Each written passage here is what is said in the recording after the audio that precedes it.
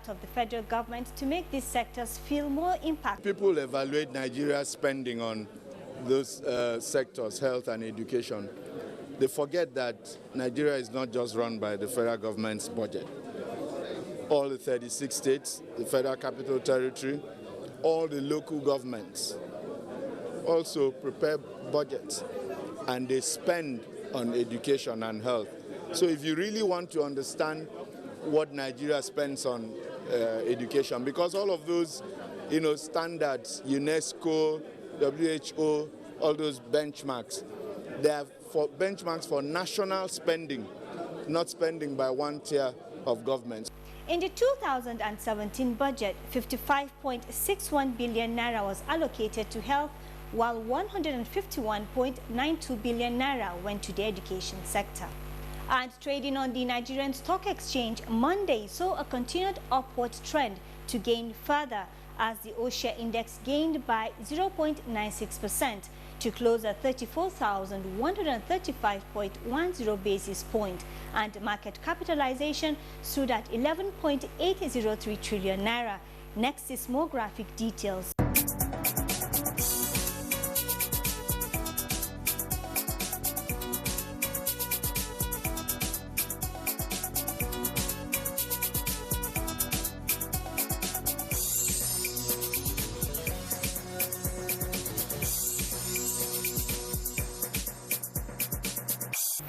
And finally, oil prices steadied on Monday, pausing for breath after coming under pressure over the past month from rising production in the United States, Libya and Nigeria. Brent crude futures were trading at 9% higher at $47.46 per barrel, while U.S. West Texas Intermediate crude futures were higher 7% at $44.81 per barrel.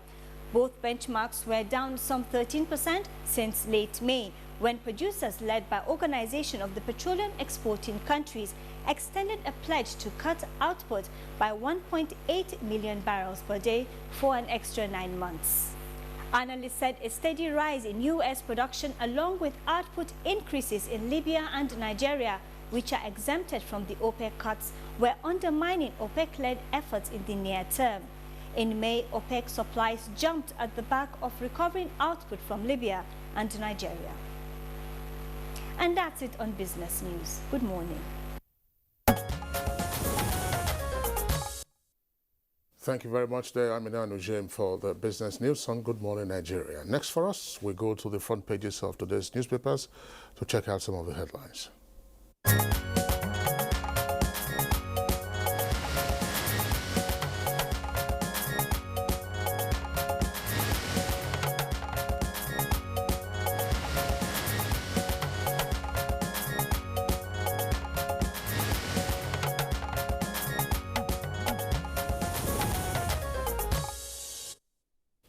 And I have the pleasure of introducing and welcoming, of course, Baya Toebe, who is a regular newspaper reviewer. Thank you, Baya, for joining us. Good morning, Clay. Good morning, Kinsley, and good morning, Nigeria. All right, let's quickly begin with the Authority newspaper, and it has at its lead story, 2017 budget.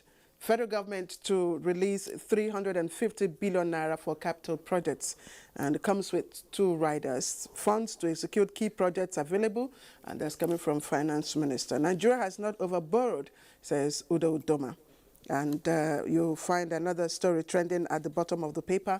Anambra youths protest Ifeanyi Ubah's continued detention. The story continues on page 2. And just atop the nameplates, there are trending stories there, including plots against Benue SDG's NEPAD office exposed. You can read up the details of that on page 4. Now, female suicide bombers killed 17 in Borno, and Oshibajo shelves meeting with northern monarchs also trending on the inside page 4. That's the outlook of the Authority's front page. All right, let's take a look at the front page of Blueprint newspaper. Blueprint has as its lead story, endless litigation, nightmare for investors. And that's attributed to Acting President Oshibajo and the CJN as the Chief Justice of Nigeria. Endless litigation, nightmare for investors. Details of the story can be found on page 6. Now, the photograph On the front page of Blueprint shows the continuing agony of travelers who are stranded at the collapsed Tatabu Bridge in Mokwa local government area of Niger State. Of course, the bridge was washed away because of heavy flood that took place a couple of weeks ago. So the other headline there, you see that that's below the photograph. Auchi Poli to sanction lecturers trading marks for money and sex. That's on page 16 in greater detail. And Sultan urges Muslims to intensify prayers for the nation and Buhari. That's on page 32. And Kogi won't sack striking doctors. That's on page 13 in greater detail. Anti-graft war, that's the kicker. Treat petitions speedily, Senate orders committee. Details of that story can be found on page 6. Now, the strip headline at the foot of the front page of Blueprint, 8 Boko Haram suspects arraigned for foreigners' murder. In greater detail, the story is on page 13. Bayo. Yes, let's start with the story about the budget. You know, the budget has been the talk of the nation, and the Minister of Finance has indicated that 350 billion of capital goals will be released very soon. This is a bold step, and the implications are two.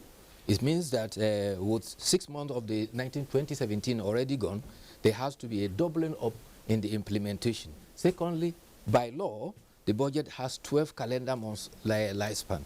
To ensure that this is done, the minister says that these resources are available, quite unlike what it was before. In the 2016, we had a challenge of a slowdown in revenue. By law, the budget has a 12-month lifespan. You also recall that the acting president indicated that there is a deliberate attempt to return the budget to the January to December budget cycle. In the meantime, the bulk of the capital votes is mainly for infrastructure and is for a capital allocation of about 2.36 trillion. As a matter of deliberate policy, the Minister for National Planning says that the economic sector will be given a quick transformation potential, as this will cover area of infrastructure, agriculture, manufacturing, solid minerals, services, and social development. Already, you may be recalled that 2016 budget, which lapsed just when the 2017 was signed, had 76% releases. But from all indications, we are likely to have very high rate of capital execution this year.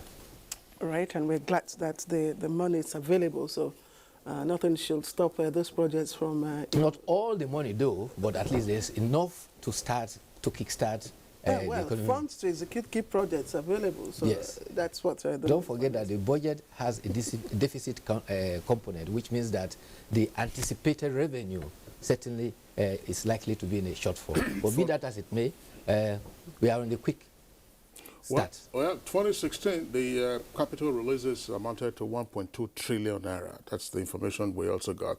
And a part of the money that has been released now, part of the amount that is supposed to be released will be earmarked for the payment of electricity bills, by MDAs. That's about 40 billion, according to This Day newspaper, which is the next headline we're taking a look at. Above the nameplate of This Day, that's the rider there. It said federal government to release 350 billion naira immediately for capital projects and earmarks 40 billion naira to offset MDAs unpaid electricity bills. That should be some respite, to the discos that have been completed. Now, the lead story says in the first diaspora bond, federal government successfully raises $300 million and debt issue subscribed by 130%, says Nwankwo. Nwankwo is DG of DMO, that's Debt Management Office.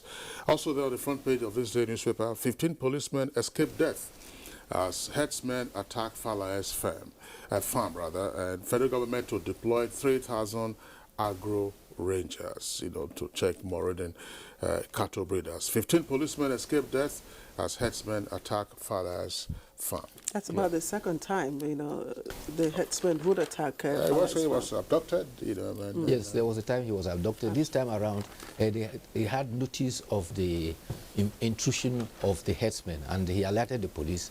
Police actually sent men there, and there was an exchange of gunfire between the herdsmen and the police. But what exactly do the herdsmen want? The Commissioner of Police for Ondo State is on top of it.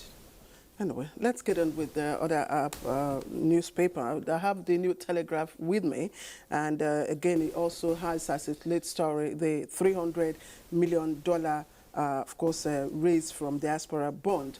But it comes with two riders. Nigeria becomes first African country to issue bonds to U.S. retail investors, and DMO says issuance will help attract foreign exchange. You can find details of that story on page 2. And a very worrisome development is the picture story that you're seeing, and it says Sun intercepts 8 billion naira worth of cloned cables. And you see the story, the picture stories there, of course, telling us all the stories, and the story building where, of course, that was converted to the warehouse that was filled with the substandard electrical cables. Now, trending at the bottom of that picture story, 17, we've also read this in other parts of the paper.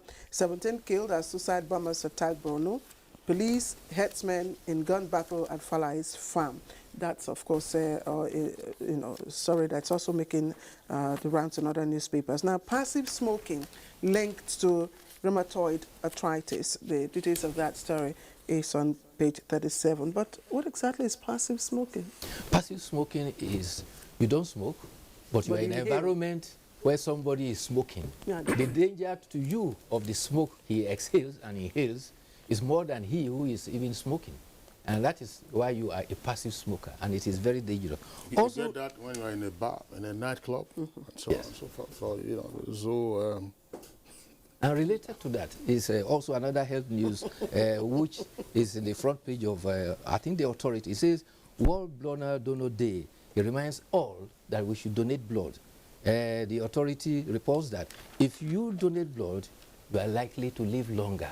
Usually, we may want to donate, but it's always our spouses that dissuade us. I've donated blood twice, in 1984 and I think in 2008. But on each occasion, you have apprehension. So after I've donated, if I have headache or anything, I won't complain, so that I will say, hey, I told you not to donate. But the information is that... But it looks like you are due for a third round of donation. Yes. Considering the gap now between 2008 and now. Yes. Hematologists say when you donate blood, the iron component of your blood get reduced, and it saves you from ailments like liver, pancreas, and other fibrosis. And therefore, within a 10-year cycle, it is unlikely that you suffer diseases if you donate blood regularly. Yes, but All other things being equal. Exactly, Kingsley. I was just going to add that. We also have to be very, very careful, you know, of course, with the kind of bloods that, get donated to the world. Yeah, blood is Bank. normally is usually screened. So what happens to those, who hawk their blood? I mean, you go around some hospitals. It used to be the practice in those days, particularly in parts of Yes, Lagos. there are commercial blood donors. Yes. Yes, ideally before you donate blood, you are screened to ensure that your blood composition is sufficient enough and you will be able to endure the donation. Otherwise, anemia sets in. Anemia will set in. However, what you refer to as commercial blood donors, there are instances where people are in hospital, they require blood, they don't have relations that can readily donate blood. Other people get out there and say, well, you want blood, they check their blood group, if it is compatible, they pay, and they do that. The hospitals have always discouraged this, but it's something that has gone on because blood is essential, and usually there is always a shortage of blood in the blood banks. Yeah, Let me the thing quickly- is to grow the blood bank. That's the Yes. advisable thing at all material time. Let me take some other stories trending on the front page of the New Telegraph. Just a little below the nameplate, federal government said, okay, we've read that. why I completed projects abandoned, projects Amechi abandoned. And then, of course, you have the Masob ECA tackle presidency for ignoring IPOB. Now, 350 Nigerians owe federal government 2.5 trillion, says AMCON. Well, the National Space Research Agency, Development Agency, NASDA, says that the lunar crescent that will indicate the end of Ramadan is expected on Sunday 25th. They have even given a specific time. They say look out for it between 6:29 p.m. and 8:40 p.m. and you will sight the crescent of Shawwal. However, as is traditional, the President Supreme Council of Islamic Affairs will alert all Muslims to look out for the moon of the crescent. And when that is sighted, we await announcement by the Minister of Interior for public holiday, and it will be Eid al-Fitr. All right, Bayo, that's the much that we can take the newspaper review segment today. Thank you for being here. We'll Thank see you you tomorrow. for having me, as always. Okay, it's Good Morning Nigeria, reaching you live on the network service of the Nigerian Television Authority. We'll take a short break now. When we return, we'll be dealing with our item for discussion this morning, that's on renewable energy.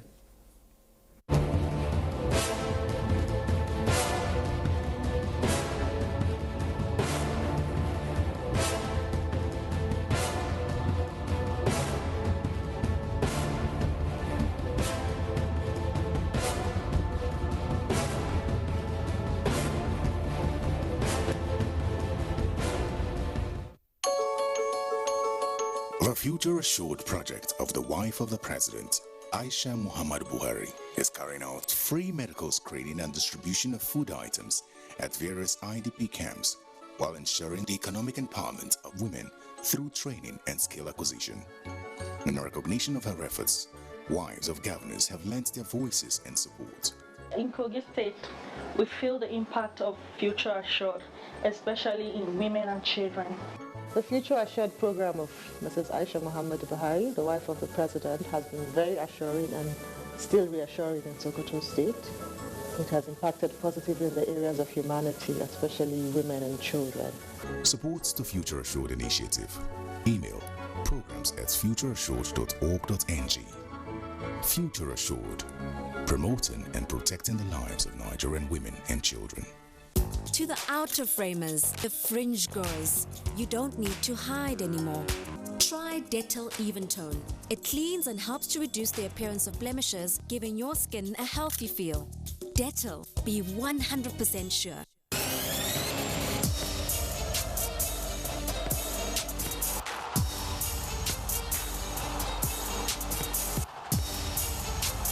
The FIFA Confederations Cup Russia 2017 on Kwese Free Sports for the fan.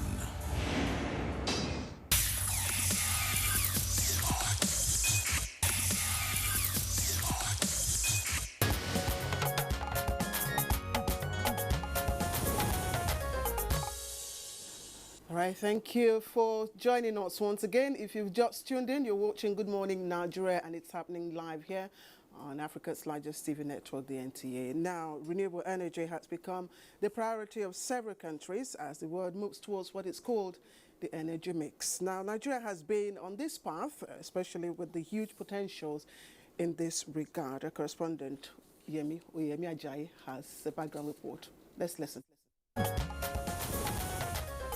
The renewable energy is the energy that comes from the resources that are naturally replenished, such as sunlight, wind, rain, tides, waves, and geothermal heat.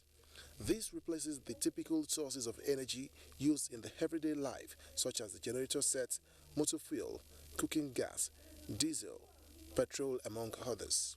Sadly, the conventional energy is seen as expensive and mostly poses more danger to man, and is seen as a source of carbon monoxide, which is the major cause of the depletion of the ozone layer.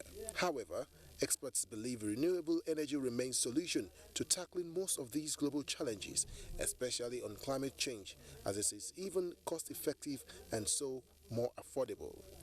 Nigeria, as a country, has keyed into the use of this renewable energy by the creation of the UNDP-assisted Nigeria Renewable Energy Master Plan, which was produced in 2006. It is aimed at increasing the contribution of renewable energy to account for 10% of Nigerian total energy consumption by 2025, and it is a policy to be implemented by the Ministry of Environment. The policy primarily addresses Nigeria's need for increased electricity supply, improved grid reliability and security. In Nigeria, the sources of renewable energy includes hydropower and biomass, wind and solar energy, but little has been done to harness the potentials. So far in Nigeria, solar energy has had more potential to be exploited considering the geographical location around the equatorial sun belt, and this provides sunshine all through the year. As much as the solar power is seen as a way out to the epileptic electricity power supply, One thing that has made it unaffordable to the common man is the solar panel, which is the most expensive component. The building up of the components for biomass, which is said to be a source of energy through waste, is a very capital-intensive project out of the reach of the common man. With multi-billions of dollars already expended towards power generation, transmission and distribution with little impact, the government and private sector partnership in pursuit of renewable energy has been recommended as a good option towards fast-tracking the economic development and growth of the nation.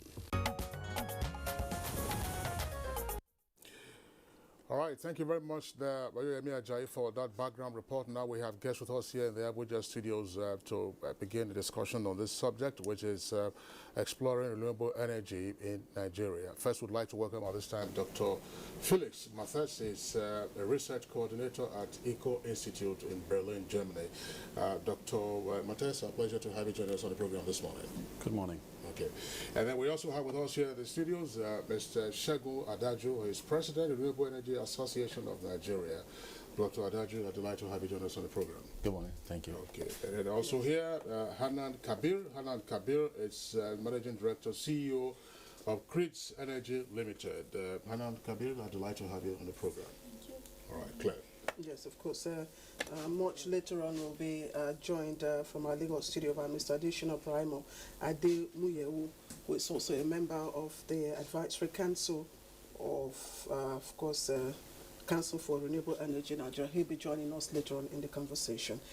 So, gentlemen and lady, let me again welcome you, to this conversation. But let's begin by looking at, the various renewable options in Nigeria. We're saying, look, this is the path that, other countries of the world are towing. So why, should Nigeria, tow this path? What are the options? Let me begin with Mr. Adaju. Thank you so much. It's a pleasure to be here this morning. Nigeria has, several resources in terms of renewables, from sun, biomass, especially small hydro in, rural communities, wind, and the likes, which can be tapped, to generate energy. These resources also exist in other countries, and they have actually also tapped that very well. I mean, talk about Kenya, Germany, and the rest. Now the question is, why not Nigeria? It's been estimated that if we power just about 1% of the land mass of Nigeria with just solar panels, we could actually generate more than enough energy that we need in the country. Okay, but what we have seen is that other countries, the technology has developed, it has been implemented, but we are gradually moving towards that direction in Nigeria. We strongly believe that the renewables has a lot of potentials to power this country. Now the grid has not, what we get from the grid is not enough to meet our demand. I mean, at best 5,000 megawatts, maybe at best. But currently we need nothing less than about 40,000 megawatts to even meet the average energy requirements of Nigerians. Okay, if we also use the international standards of at least a megawatt, per million, then that means we need about 170,000 megawatts currently. Okay, but resources from renewables, the wind, biomass, especially agricultural waste, and waste in cities can actually be converted to bridge that gap, as has been done in other countries. But what makes it easier for us to this line, renewable energy, when we are having enough challenge, generating power from the resources we have on ground? One thing about renewables is the, let me use the model of what we call the distributed, renewable energy template. It's a situation where resources that are available in such localities can actually be tapped. It's so easy to tap. For example, the sun shines almost everywhere in Nigeria. There are, small hydro plants in several communities. So it's faster, it's easier, it's even cheaper in the long run to tap, a solar irradiation in Maiduguri, for example, on a rooftop, on a house, right there, and in 24 hours, you can generate 4 kilowatts. I mean, my house has been powered in Lagos for 4 years with a 4 kilowatt solution, and it took just 2 days to implement that. Okay, but if you look at how quickly you can deploy renewables, it's easier than, say, can I set up a coal plant? I mean, for example, we can take years, 4 or 5 years, before you can even tap any sort of energy. Even the regular energy sources too. Okay, but renewables can easily be deployed in the locality where they exist, the resources exist. It can easily be distributed. It's very quick to get to markets, and in the long run, it's cheaper. Okay. Okay, it's cheaper. Well, yeah, that's fine. We'll come to some of the nitty-gritty subsequently, but let's bring in Dr. Felix Martes into the conversation right away. You're research coordinator at Eco Institute in Berlin. One of the commonest complaints, for instance, with regard to renewable energy, particularly solar and wind, the high cost attendant to it relative to other very well-known sources, high cost of maintenance, high cost of installation, or high cost of deploying, to other places where they are not in use, particularly, say, in the developing world, including Nigeria. Why does renewable energy remain as costly as it is, and what are the prospects for the cost lowering in future?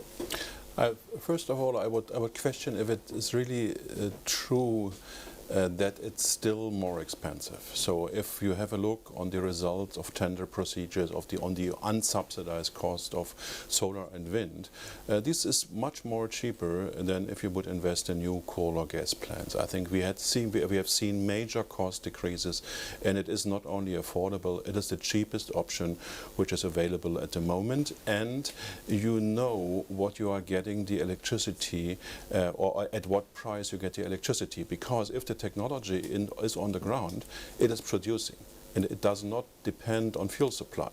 And I think this is an important thing, because you know what you will pay in future. And if you look to the results, then it is definitely cheaper, and it is quicker, and it is cleaner. The other point to also pursue, you're talking about now the cost is probably getting lower than what it was in the past. But how much of this can immediately be deployed? Because if you look at solar panels, for instance, you need a much wider space of land to deploy your cells and so on and so forth.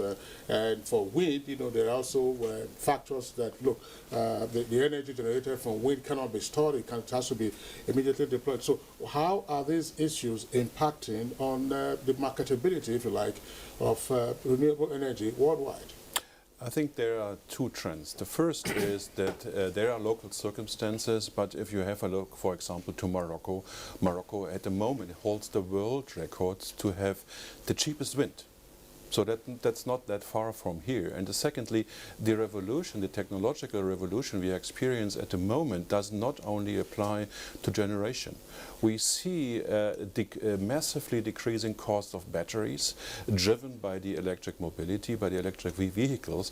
And so the cost for batteries are on the same downward track than we have seen this for the last 10 years for PV. And so the smart combination of this type of technologies provides the cheapest and the cleanest option. And again, it is quick, and you know what the cost of the future electricity supply will be. And these are two essential benefits from this type, which have led to the situation that, at least in my country, we are adding each year 2,000 megawatts of photovoltaics, and this is dark and a country where the sun is not shining that long, and we are adding at the moment 4,000 megawatts of wind each year. And that's a signal that this is a competitive and interesting technology to make the system future-proof. All right, let's bring in Ms. Kabir into our discussion now. Ms. Kabir, this renewable energy, we hear now from all of you, and of course it's been talked about. It's the cheapest, and cleaner way to go. Of course, to also achieve a cleaner climate and all that. But why is it that we are not keying into it? Why are we, still dragging our feet as a nation? I think the renewable energy sector in Nigeria has been a nascent one, and it's growing. It's gaining traction. Also, with the policies that have been put in place, that is going to help in shaping the way businesses operate in Nigeria. and the deployments. There are commitments that the country has made internationally, like the NDCs out of the COP21 agreements to reduce the carbon emissions. So one way of getting your carbon emissions reduced is by implementing more renewable energy. With the question, I'm so sorry. I just want to know why. What are the challenges? Why is it that we have not? Because we have projected to get onto renewable energy timeline. What would I say? Timetable. By 2020 or 2025? 2030. And we're still not any near there. We're nowhere near there. So what are the challenges? What are those things that are inhibiting Nigerians from, keyed into renewable, resources? Right. I would like to say one thing that might be hindering the progress of renewables is the awareness of it. Thus, most people perceive it as a very expensive technology. Comparing it to the traditional ways of generating power from gas and hydro. But for example, India has been able to implement renewable energy solutions at about 3 cents per kilowatt hour. This is, feeding into the grid. And it's been much cheaper than going with the coal plants that they initially wanted to implement. Do we have a framework? We have a framework. We have a national renewable energy and energy efficiency policy. We have a rural electrification strategy and implementation plan, which is focused on mini grids and small systems.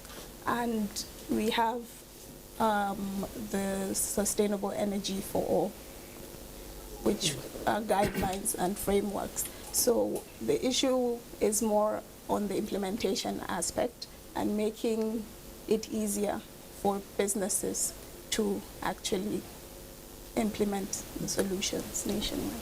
All right, thank you. Let's, Mr. Adajo, let's take a look at this. We have an electric sector power roadmap where all of the issues that you just mentioned now with regard to dealing with renewable energy, they are there in the policy document.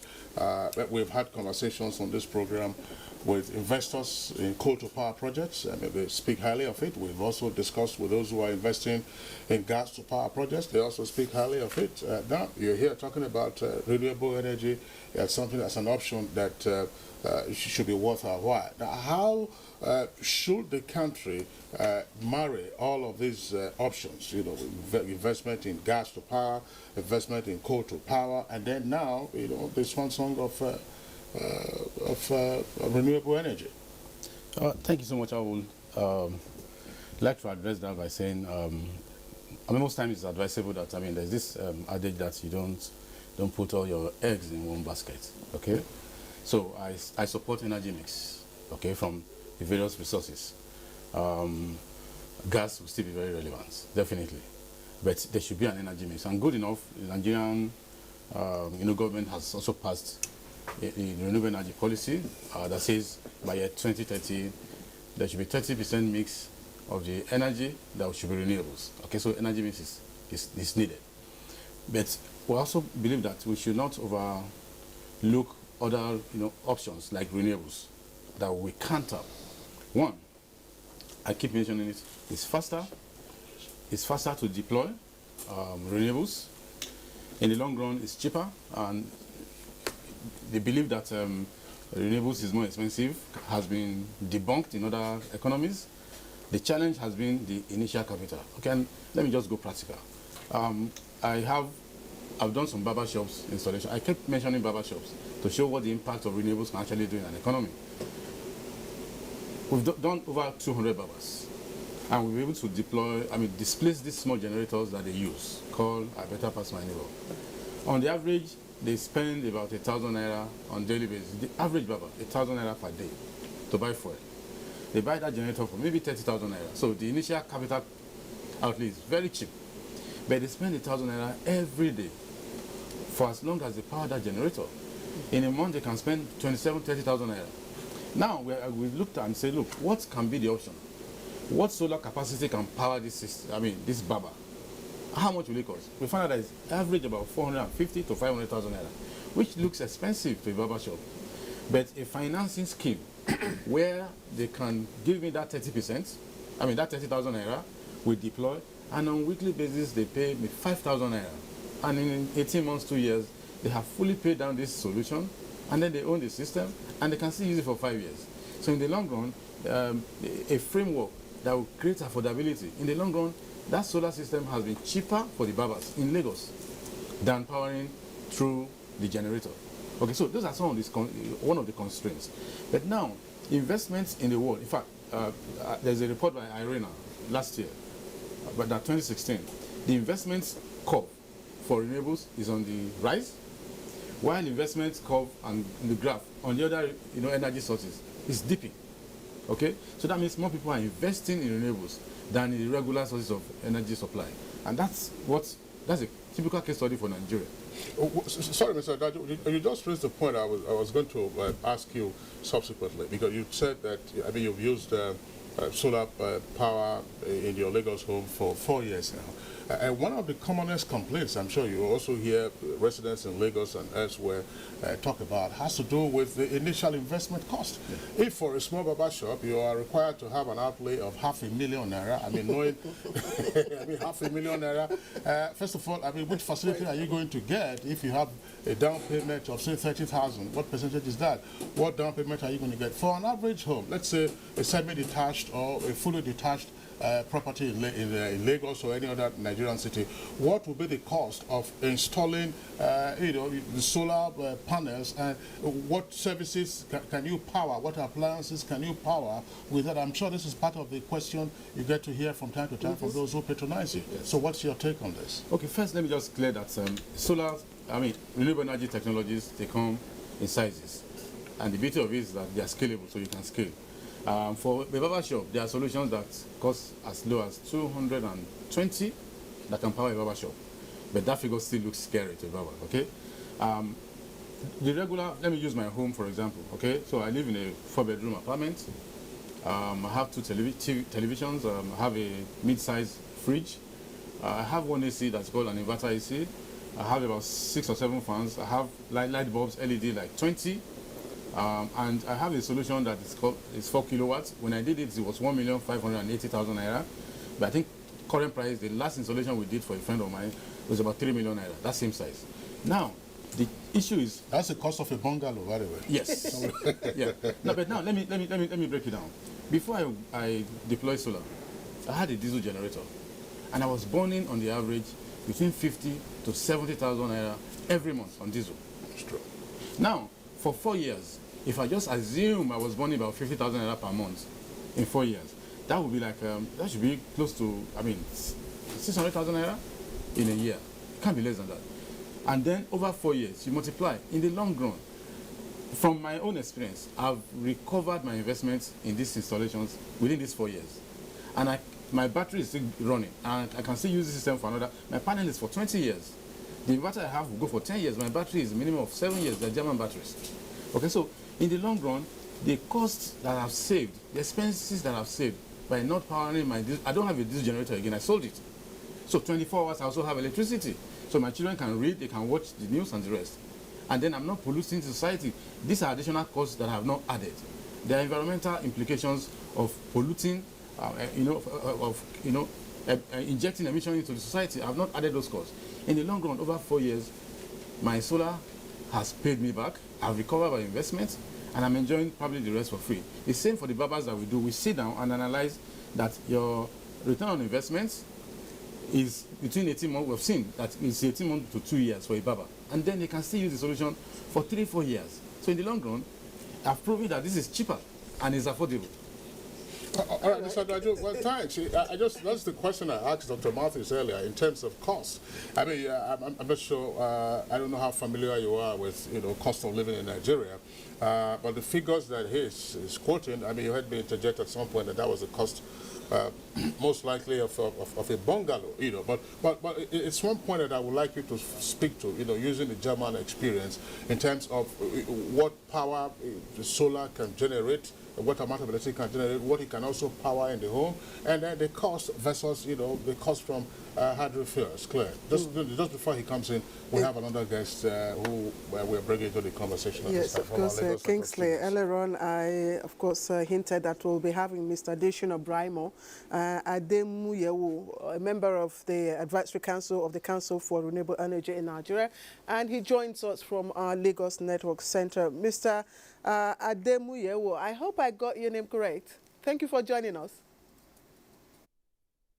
Yes, thank you very much. Good morning. All right, let's return to Abuja. Mr. Matthews, you want to take up Kingsley's question?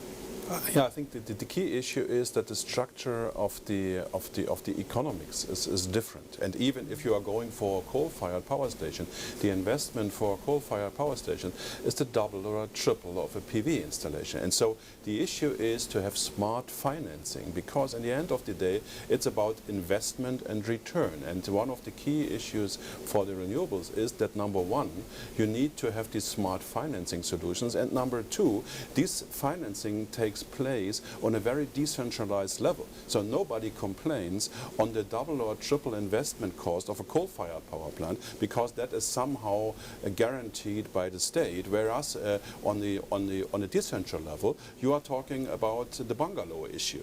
But in the end of the day, it's about economics and the structure. What is the share of investment cost, and what is the share of the savings you have on an annual basis? And I think the experience from my country is, and that belongs to the non-technical infrastructure, to have smart financing provisions which allow you these major investments and to pay it back in a very short period of time.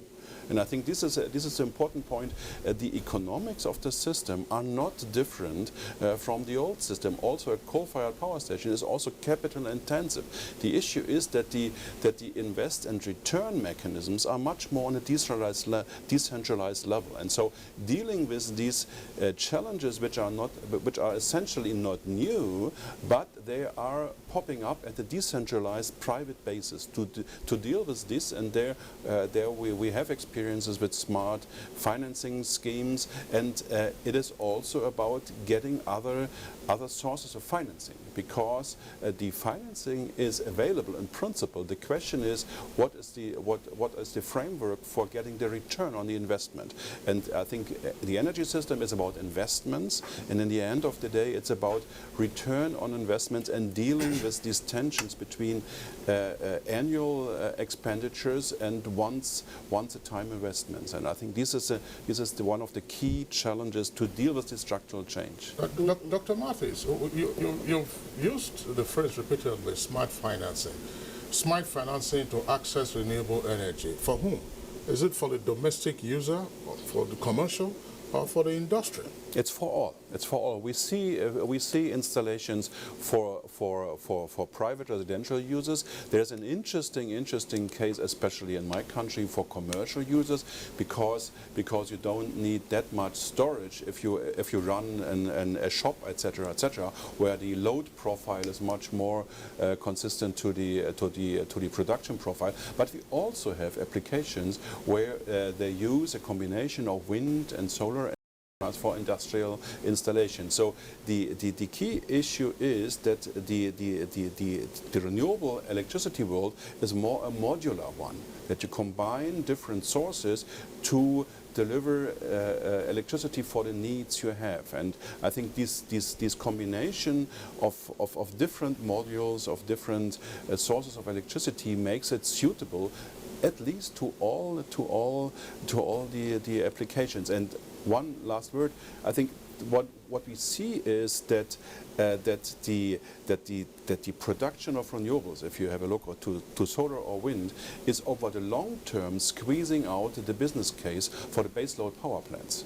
And so we see this at the moment, that all baseload power plants in my country are getting bankrupt because they have not longer the situation that they can operate 24 hours, 7 days a week, because there is the peak of solar. And so the business case of the baseload plants is disappearing, and therefore the smart combination is probably renewables and flexible fossil generation plants, which don't face the problem that over the long term, over the lifetime of the investment of a coal-fired power plant, there will be a major problem because the baseload is disappearing. Okay, Mr. Mattis, let me pause you for a while and bring in Mr. Ademuyewo from our Lagos Network Center. Mr. Ademuyewo, of course, renewable energy, cheaper, desirable, the way to go for, of course, electricity generation or power generation and all that. Given the costs that have been talked about, Mr. Daju has talked about the cost, the high cost to, a barber shop, a detached semi-flat and all that. How can renewable energy meet the needs of hundreds of millions of Nigerians who live in the rural areas and are not connected to, the grid? Thank you very much. As it is, Dr. Bathis and Mr. Daju, they've explained very clearly the situation on ground. What is fundamental is policies that will facilitate deployment of solar.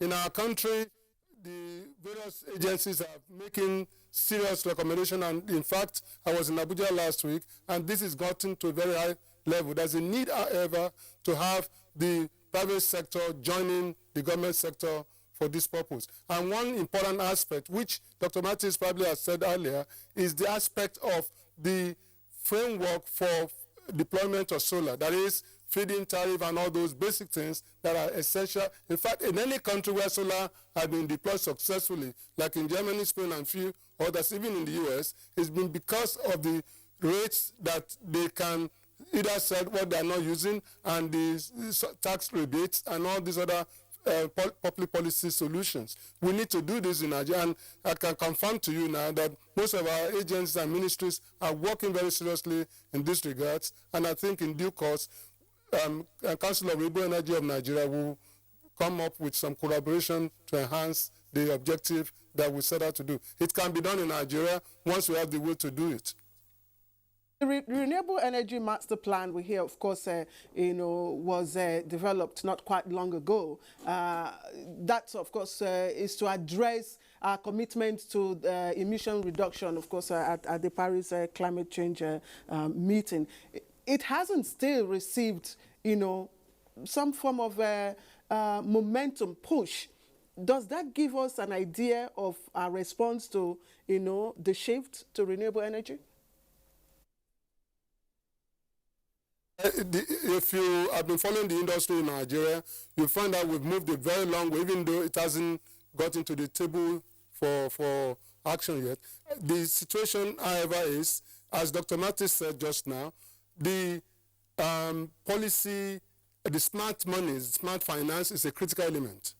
And once that is in place, our bankers must wake up to the reality of the opportunities solar deployment. I'm talking of solar, but generally we're talking of renewable energy, because this comes out of the mixture of various sources of production of energy, the wind, the solar, the biotechnologies and all that. But this can be done. I think we are at the verge of doing it now. As I indicated earlier, I spent most of the week last week in Abuja, and the various ministries are working hard towards this objective, not because of COP21 or even the subsequent Moroccan conference. The most important thing is there's a gradual realization now that we can do it and we must do it. It's cheaper in the long run, as Mr. Daju indicated, and anywhere in the universe, that's more raw material we have better than many places, certainly better than even Germany in terms of the climatic situation. But of course, we have to put things in place to make it work. And smart money is a critical ingredient that we need to deploy. And I think we will get there quickly enough if we can have the private sector, which Council of Renewable Energy is fostering right now in collaboration with the various stakeholders and in due course it will be done. The Rural Electrification Agency is also working very seriously in various geopolitical zones towards this objective as well. So my position is it can be done, we will do it, but we need more than just policy on paper. We need to now go forward and execute most of the decisions already made. And Council of Renewable Energy will be glad to be a partner in this process. Mr. Ademoye, thank you very much for your contribution. But I'm wondering, just before we return to our Abuja studios here to get the comments of Hanan Kabir, I'm wondering, there are a number of issues that you've talked about. At some point, you talked about getting appropriate tariff, and then at that point, you've also echoed Dr. Mathis here, who talked about smart financing. What is appropriate pricing in aid of? What is smart financing in aid of? Is it for renewable energy infrastructure? Is it for renewable energy deployment? What level of investment are we having at the moment in renewable energy in the country? If there is none, or if it is low, what is hindering it? Is it that there's a first requirement of smart financing, or a first requirement of appropriate pricing, of appropriate tariffs, such as we have heard, you know, with regard to fossil fuel?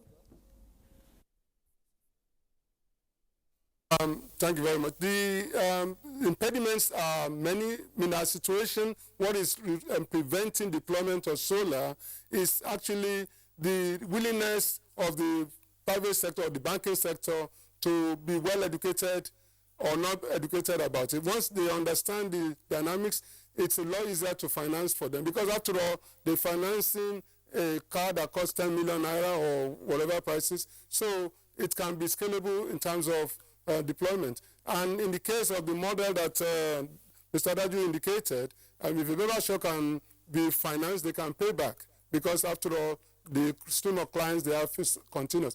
In the matter of what are the other situations concerning the limitations, the feed-in tariff will be very, very helpful, because deployment of solar is a function of the budgeting of the end user.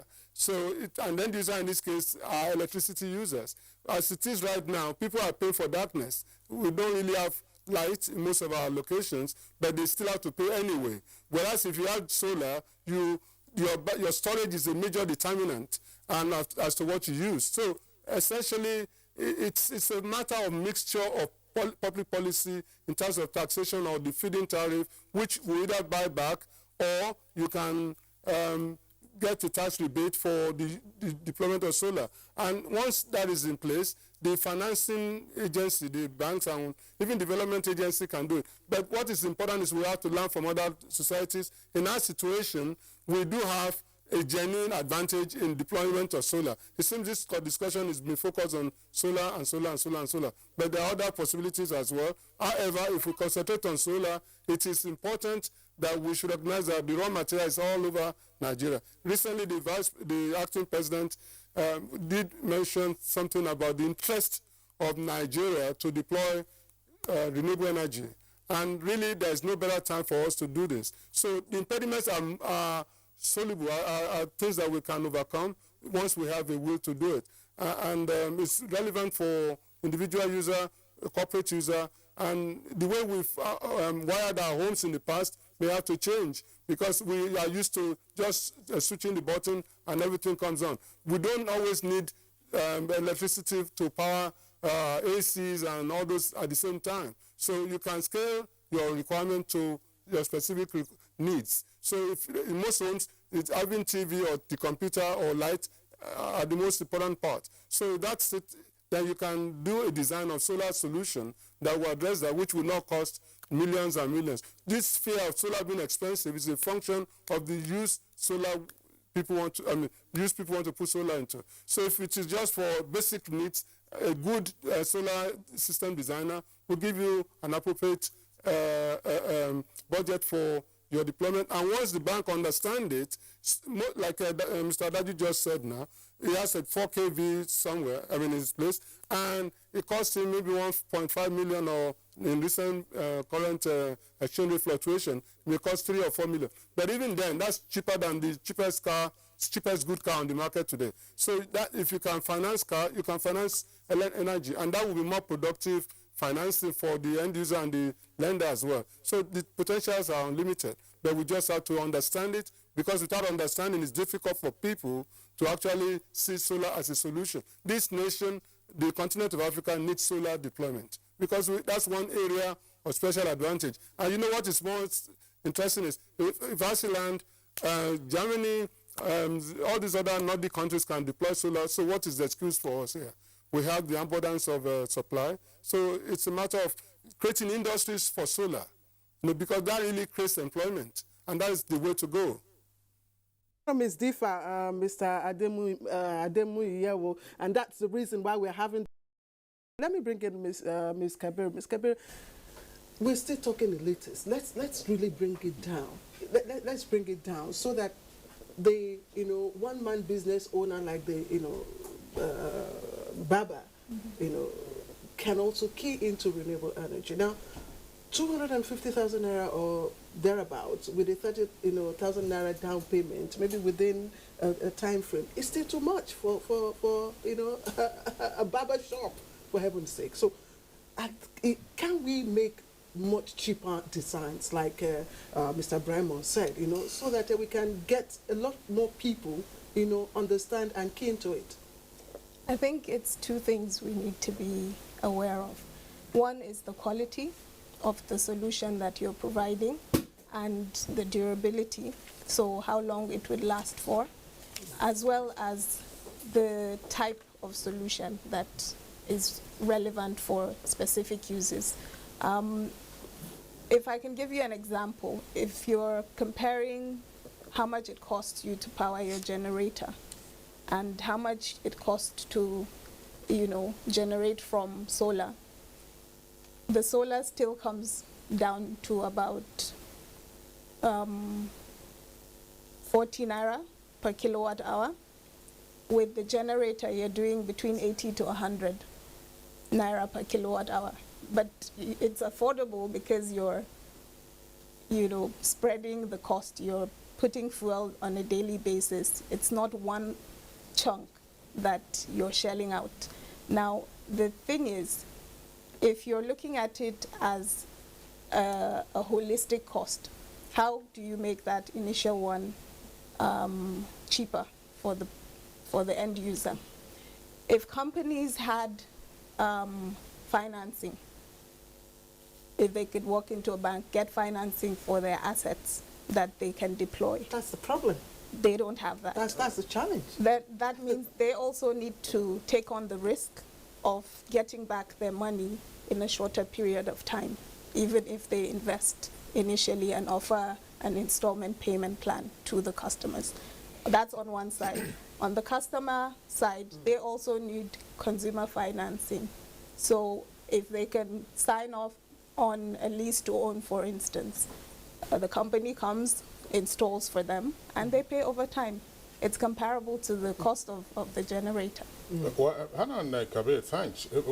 We see, Dr. Martins, we're back again to the cost of solar, for instance. We'll talk about one other renewable source, but what are the cost centers in accessing solar energy?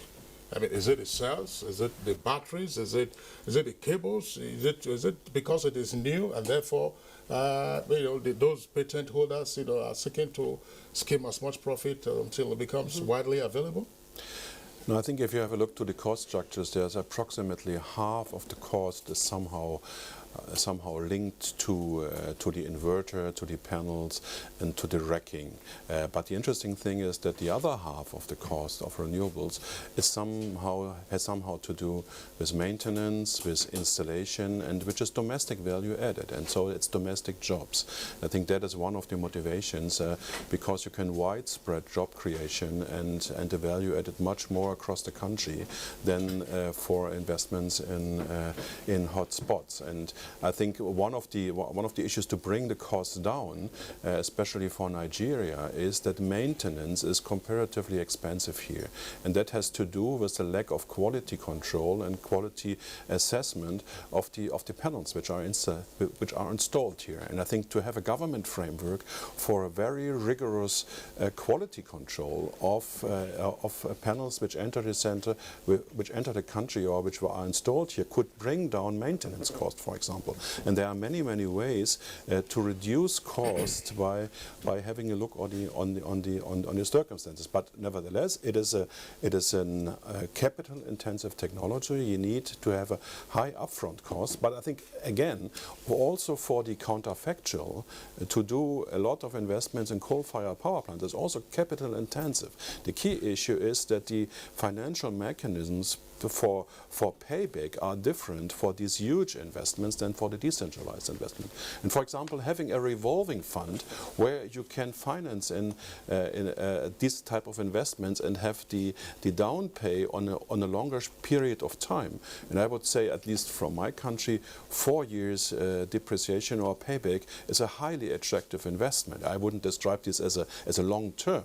It's a pretty short term if you compare this to the payback times of the other investments. And I think interest rates in Nigeria are not less than 20%, by the way. Yeah, but if you have the coal-fired power plant, they have usually a payback time of 20 years. And they also need to ensure the financing. And the question is, what are the mechanisms that work for the coal-fired power plant, but that are not available for decentralized investment? And I think if you really want to bring forward the economy, you need decentralized investments. What is the coverage percentage in Germany, and what was the mechanism for achieving that? I'm sure you extended up to your rural areas. Yeah, so we had essentially two different mechanisms. For the first period, we had feed-in tariffs, and these feed-in tariffs have been important to build trust, for example, for the banks and others, that this is a real investment. And one of the key issues is, and that also can bring down the interest rates, is it is at the moment, in the beginning, it is expensive because nobody really know how to deal with it. There are no engineers there are no accountants there are no lawyers there, and you need the first phase where you have something like a feed-in tariff or a revolving fund where you get an initial investment until the banks start to believe into the investment. And that is the key. If the financial institutions build trust in this type of investments, as they have for the major centralized investments, then the financing conditions are getting better. And that was at least the recipe of success in my country, that we had for the first 10 years a very robust remuneration scheme which then has developed the non-technical infrastructure. And now we shifted the system to tenders, and the prices are collapsing because the non-technical infrastructure is there. And so you need a warm-up phase for this type of technology. Dr. Matthews, thank you very much. Let's, Segun Adaju, once again, let's bring this down so that we have a clearer understanding of what is being, what as guests, you are proposing as a national buy-in for all of this. So we've started the example of coal to power, we know gas to power. In general, whether hydro, gas to power, or coal to power, the electricity to be generated from these sources ordinarily will be fed into the national grid. And we also know, from our experience, the inefficiency of the national grid. At the moment, the TCN, that's the Transmission Company of Nigeria, is still working, to get a loop around the entire country. So, what will be the most efficient way to deploy renewable energy? Will this be standalone off-grid?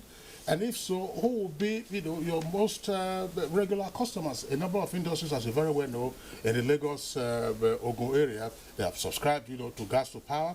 Now, will it just be the domestic user, the commercial user, or otherwise? How much of this, therefore, could benefit from smart financing that you've been talking about? I mean, I'm sure Dr. Matthews has at the back of his mind, for a domestic user, you have your mortgage system, which, of course, is very poor, as we have in our environment. Asking somebody to shell out upfront 3 million naira, the guy's going to ask himself, what do you mean? Thank you so much. I strongly believe that the way out, the solution is off-grid. I mean, what I call distributed renewable energy. And off-grid is also, I mean, fall within that space. Why am I saying that? One, there's a limitation on the grid capacity. So if today we generate 10,000, 20,000 megawatts, there is no likelihood that we can distribute effectively. That's one challenge. And secondly, resources for these renewables, biomass, in a farm in Kogi State, that can be turned into energy on that site, immediately deployed. So it's easier to deploy that without even passing it through the national grid. The grid is challenged, I must say this. That's true. The third aspect now is, say, what model can we adopt? Who are my typical customers? Let me tell you. Small businesses, SMEs, the barbers, the hairstylists, the farmer in the village. My mom in Kaba, in Kogi State, she runs on solar now. In the last 3 years, she has not, I mean, she has a small solar panel on her rooftop. And it's courtesy of you. Yes, courtesy of you. Exactly. Right. Okay, and the barber shop, FA, interestingly, I came with the chairman of the barbers in Sherry in Lagos. I came with him to Abuja to showcase this thing, that this can work. Now, I don't want us to move away from here to believe that solar is expensive. I mean, renewables. To say 250 is expensive. Let me break it down. We did an analysis to say how much is FA, this barber, before we deploy this solar for him, how much is this spending? We found out that it grosses close to 270,000 every year to power his small businesses. He buys fuel every day. He buys engine oil to add to every 5 liters. He does maintenance almost every 2 months. And in 1 year, that small generator, because of the rate they are pounding it, is gone. They have to buy again. So in 2 years, we realized that if we have that smart financing, he could pay back. And that's exactly what he did. He has paid for the first installation. He has gone ahead to open another barber shop that has also gone solar. When we started, he had only 2 staff, himself and 1 assistant. Today, FA, that is here now, has 3 shops, 12 staff that is working for him. He said before then, he could only save 700 naira on this contribution. They do this contribution on weekly basis. Today, he's doing 3,000 contribution. He's told us that the income has increased 50%. So my regular clients would be... I'm sorry to interject, Mr. Daju. What you're saying is interesting. But, as you very well know, other than FA, who runs a barber shop, there are persons who also run supermarkets. Yes, and then you have generators, those who run cold room. You know, with solar power cold room, even for the domestic user. You talked about having a small size fridge and so on and so forth. But that's in the dry season, you will be talking of 1 air conditioner to be on. You would need more than 1 air conditioner in your home. You would need more than 1. I mean, you need a fridge, you need a freezer. What energy can you get from solar in terms of capacity to install initially? Absolutely. Will you need 3 million, 4 million, or 5 million? Okay, thank you so much. I mean, renewables they are scalable. They are captive, there's what we call captive power plants. So an industry somewhere in Ogba or in Abuja here can actually be powered with a 1 or 2 megawatts installation of renewable energy. It's possible. So the capacity of renewables to power higher systems has been proven. That's number 1. The challenge, like I said, when I did mine, I mean, to say, okay, a regular home, but I also say there are solar installations that is as low as 20,000 naira. There are some that is as low as 10,000, a solar lamp that can charge a mobile phone. So it's about the capacity that you want. In the rural community that they don't need an air conditioner, for example, you can have a solar plug-and-play solution that is about 20,000 naira. And that's why I started with my mom in the village, that will provide 3 lights in the rooms, and they can charge their mobile phone, and it has a DC fan. That's what my mother needs. He doesn't probably need an AC, okay? So that's, but there are capacities that is as high as, I've seen facilities that, I've been to India, and I've seen facilities that 5 megawatts powering a factory, for example, and it's using solar. There's another one I went to in India also that is biomass, waste from fruits. They have a fruit processing factory. So the waste from those fruits, they're being put into a system that is generating about 2 megawatts for that same complex. Okay, so renewables, they have the capacity, but the challenge that we keep saying is the initial capital to deploy this is high. Exactly. But I'm a former banker. I spent 20 years in banking industry. And I'm surprised, I'm shocked that my fellow bankers are not seeing the opportunity to make money in this space. That's why did you leave banking? Yeah, of course, because no, clearly I'm seeing that, look, I provide solutions. I feel that the best way to create wealth is to find a challenge, a solution, develop a model, take the risk, and that's the risk I took. Take that risk, and then you get the profit. Today, I mean, I can tell you, I'm comfortably very okay doing renewables. So the idea is that, look, if I could finance a car when I was in banking, if I could finance a 20 kVA generator for an average guy who works in MTN, why can I not finance a solution that is 3 million in his house? We also did an assessment to realize that for an average house, if you are spending 50 million for a house, just put 10% of it aside. We will do a solar solution that will power that house. So add on the 10% to what the cost of building a house is, and then we need to convert this space into a consumer space. In those days, you couldn't finance a new car. Today, you can walk into a bank and get a new car. When our banks get to that point, they realize that there's a lot of money to be made in this space, and yet we're getting a clean environment. We're increasing the energy space. Let me tell you, the energy that small businesses like myself have generated through renewables, the last exercise that was done is about 132 megawatts or thereabouts. You can imagine. So if you have 1,000 of my SMEs, we can do just how many megawatts in a year, and then we increase the energy production and the opportunity to leapfrog without having to go through the grid, just like we did in telephone, is here. Let's pause you for a while, Mr. Segun Adaju. We've got reactions coming in, of course, to this conversation, so we'll quickly take them. Dele Jack Solomon tweets, clean, cheap, inexhaustible sources of electricity can be found in solar and water, but existing investments in polluting energy sources are costly. And we have this tweet from Ibrahim Tudu. It says, "Dear Nigeria, don't commit the mistake of the past with national grid. Renewable energy should target states and communities." I beg. Speech. Alex and Solution Limited tweets, renewable energy, that solar, wind turbine are the best for now. With this solution, you are sure of electricity whenever you need it.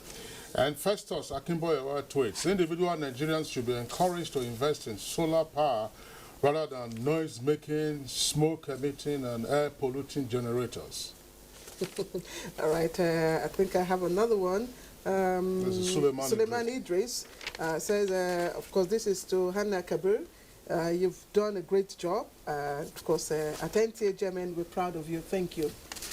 Thank you. And then Festus Akimboyewa again, investment in renewable energy will solve the lingering problem of electricity generation, create billions of jobs, and boost our economy.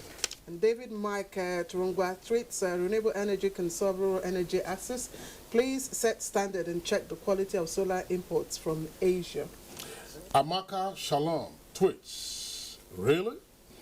This solar of a thing is not attractive to the average Nigerian. Looks good, but very high in cost. All right, and Unique Collections tweets, do you have a presence in other states like Delta? If yes, kindly avail your address and phone number. If not, why? I'm really interested in subscribing. And Arise Monday, this past Arise Monday, alternative power supply is necessary at this time. Solar should be made available and affordable for all citizens. Okay, I think Orbits tweets, morning all, morning to you as well. But why has Nigeria not harnessed its renewable energy potential? I really want to know. I also asked that question before. All right, that's it. I think it's been answered. Partly the policy environment together with investments that we haven't seen. These are questions that our guests have been speaking to. It's still Good Morning Nigeria, reaching you live on the network service of Africa's largest television network, Nigerian Television Authority. We'll take a short break now. When we return, we'll continue with the conversation.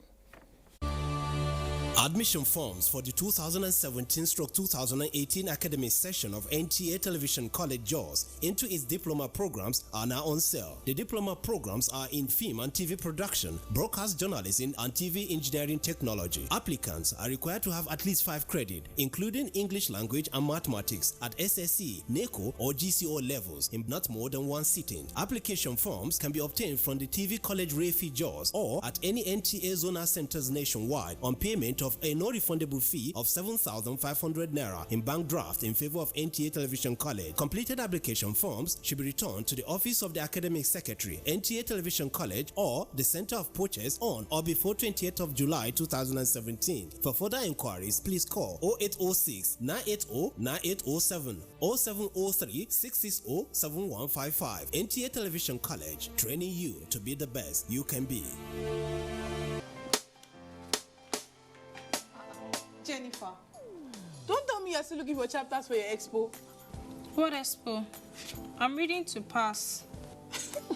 Yeah, right. I beg, we all know even if you study, the surest way to graduate in this school is to do a rejo. Or better still, we hook the lecturers, Abby. No, that's a thing of the past. I would not get a certificate I cannot defend. I would not be a burden to the nation or the society by fixing or buying certificates. That does not add value to my life. This is the era of change, and change begins with me. This message is brought to you by the National Orientation Agency in conjunction with the Federal Ministry of Information and Culture.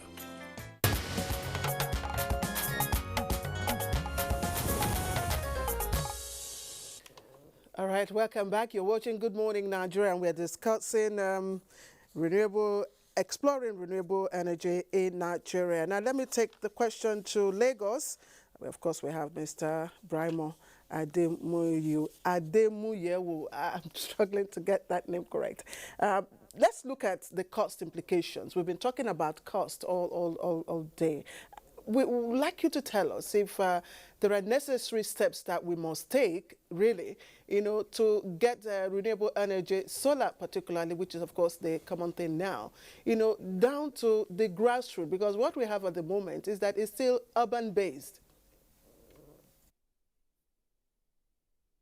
I must commend the effort of NTA and yourselves for bringing this to a high-level attention nationwide.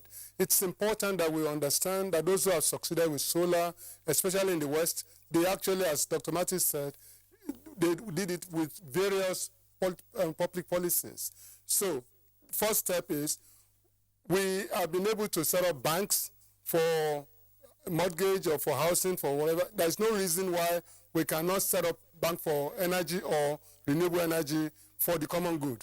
In which case, whatever your level of income, once you are able to justify the use of the resource and you can pay back, it becomes a lot easier over time.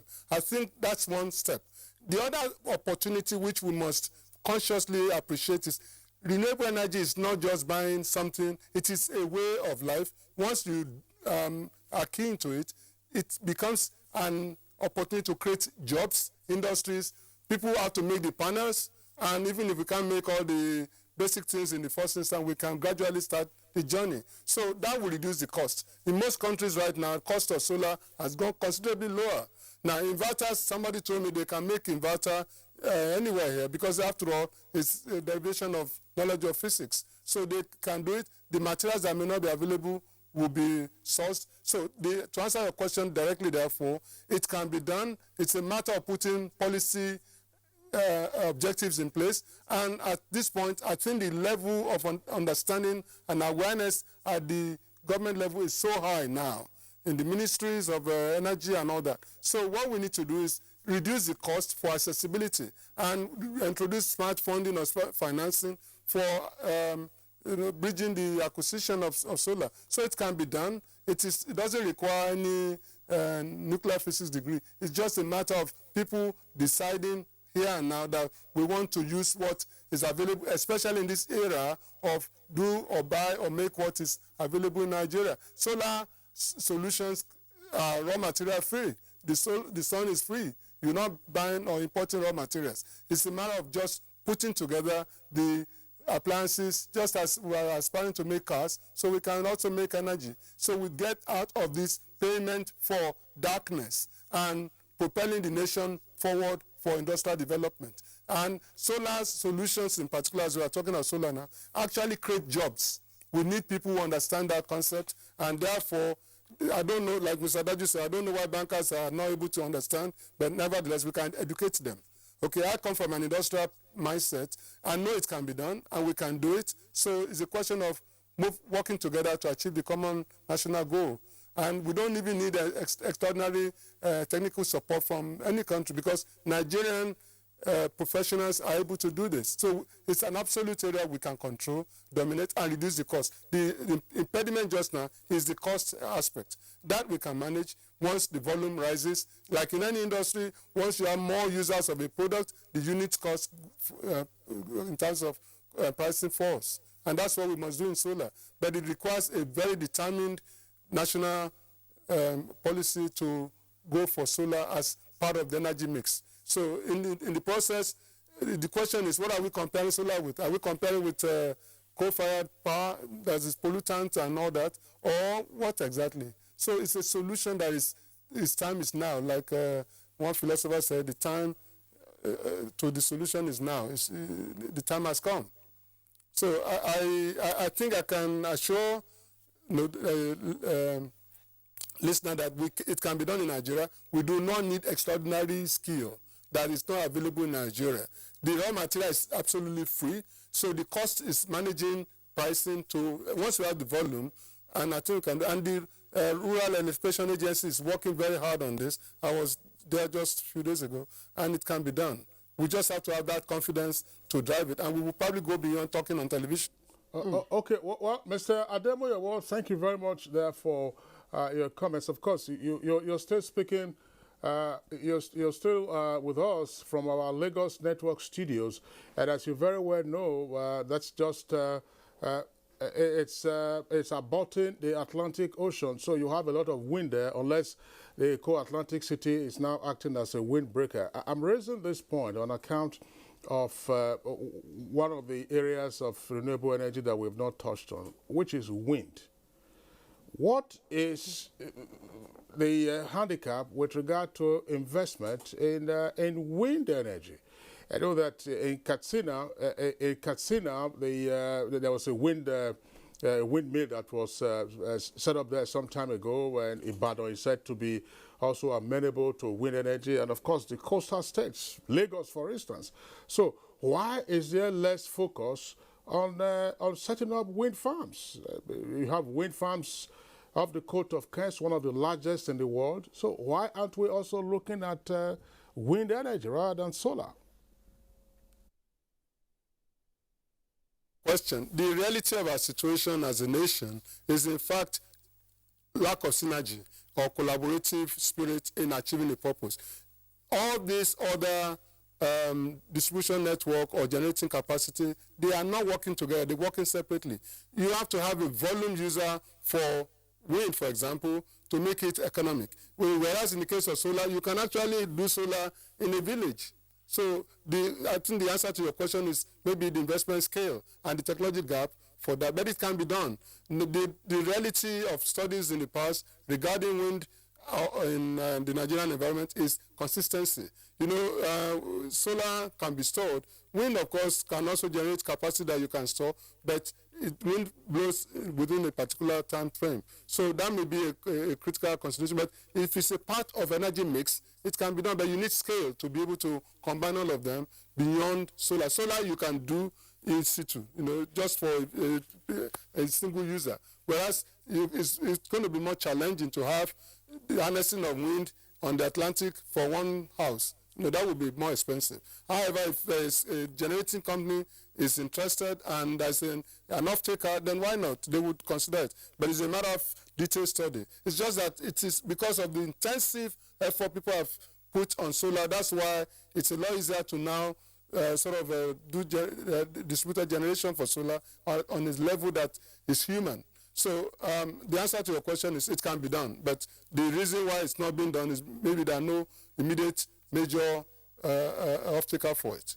And that has to be put in place. If, for example, there's a policy to make all the southern or the coastal states come together and have a wind generating mill or whatever, that can be done. But who will want to build the cart? Who wants to invest in that sector? But if there's a need and there's an interest, I'm sure it can be done.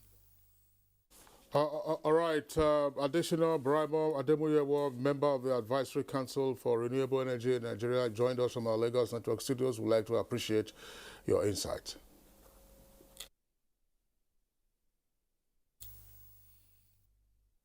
All right, now back to our guest here in the Abuja studios. Mr. Asaju, sorry, Adaju, you listened to the explanation by Mr. Ademuyewo a moment ago with regard to why there appears to be insufficient attention at the moment on wind energy, which is also renewable, which is also free. And despite the fact that you are having around the world a number of wind farms, with one example that we have in Katsina. Well, thank you so much. I agree with Mr. Additional on his points. I would like to also add that, one, there's need to do a proper resource mapping of the availability, the resource availability of wind, okay? Because setting up wind farms, you need to know how many meter per second, for example, is normally measured. I hear around Nigeria is between 4 to 6 meter per second, okay? So that determines the capacity to set up wind farms. There's a place in Kenya that's Lake Turkana. We hear it's almost 7 to 8 at times. Meter per second in terms of the wind speed. So we need to do a resource mapping of the wind speed. It's been done. Some of these things have been done. There are research studies on that already. Yes, that's number one. Yes. The second one also is probably because technology like solar, and that's why we keep hearing solar, has moved from a technology that is that needs some specialty to what we call the plug and play. So you can walk into a market and buy a solar lamp and take it home and you use immediately. You can buy a plug and play solution that carries 3 lamps and a fan, and you can even do the installation yourself.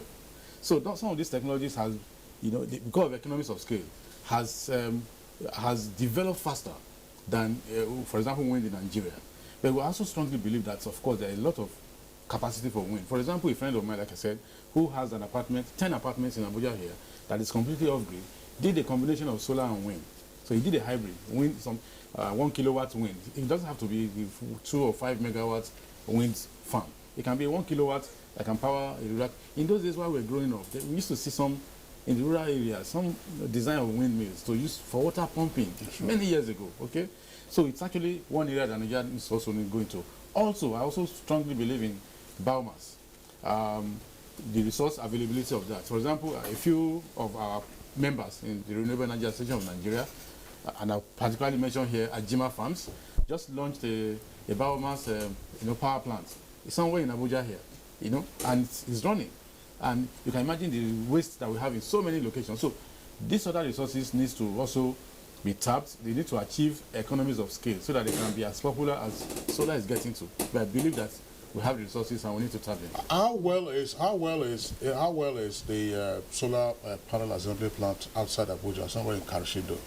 Yeah, I probably don't have too much information about that, but I know it's also a major step ahead to ensure that we begin to produce, manufacture, assemble these technologies in Nigeria. When I started in solar, virtually 98 to 95% of the components were imported. But today I can tell you, for our company, today, we've achieved at least about 35 to 40% of the components produced in Nigeria. And I'll tell you, the cabling, the nuts, the battery racks, we produce them here. We don't import that again. The panel rails, we produce them here. Even the combiner boxes now, our engineers are beginning to put them together. Look at it. So that is a right step in the right direction. But also, one of the challenges I feel the solar assembly plants in Kashi here is also the issue of economies of scale. So you find out that the technology, because of the cost of production in China, becomes far cheaper than what we can do here, because we have not achieved that number. I mean, imagine China, I don't know how many watts of solar panel they churn out every day. So economies of scale has made even the countries like the US, at times Germany, they probably can't compete with China on solar panel production. So we need to achieve that scale to make a factory like the one in Kashi, competitive, so that they can compete with products that are coming from that country. But I believe that over time, that can be achieved. And finally, also, some of us are already talking to our partners that we get their products to say, look, in the next 2-3 years, Nigeria is moving toward renewables. We're talking of local content. we need to begin to see how we begin to assemble in Nigeria and how to produce. That's when the real job comes. Because, Yes, at this quickly too, at this warm-up phase, using Mr. Mato's phrase, can designs be made much more cheaper? Well, surely I believe, and I think globally, in the world over, solar, for example, as a technology, has perpetually, in the last couple of years, been on the downward trend in terms of pricing. Okay, so I also believe that improvements in technology also leads to reduction in cost. And let me take an example. I use technology to compare what we can achieve in less than a minute. Yes, in telecom. I mean, telecoms and energy. When I bought my SIM card, the first time I think it was 30,000 naira. Today, there are SIM cards that are being sold for 50 naira, 500 naira. And the same thing that we can achieve when we get economies of scale to bring down the prices of technologies and renewables. All right, that's the much we can take now for our discussion segment on exploring renewable energy in Nigeria. We'd like to thank our guests who have been with us here in the Abuja studios. We'd like to appreciate Dr. Felix Matthes. He's a research consultant at Eco Institute in Berlin, Germany. Thank you for being with us this morning. Appreciation also to Ms. Hanan Kabir, Managing Director, CEO, Cribs Energy Limited. Thank you for being here today. Thank you for having me. As well as Mr. Segun Adaju, President, Renewable Energy Association of Nigeria. Thank you. Thank you very much. Thank you. All right, so that does it now for the discussion segment on Good Morning Nigeria. We'll move on.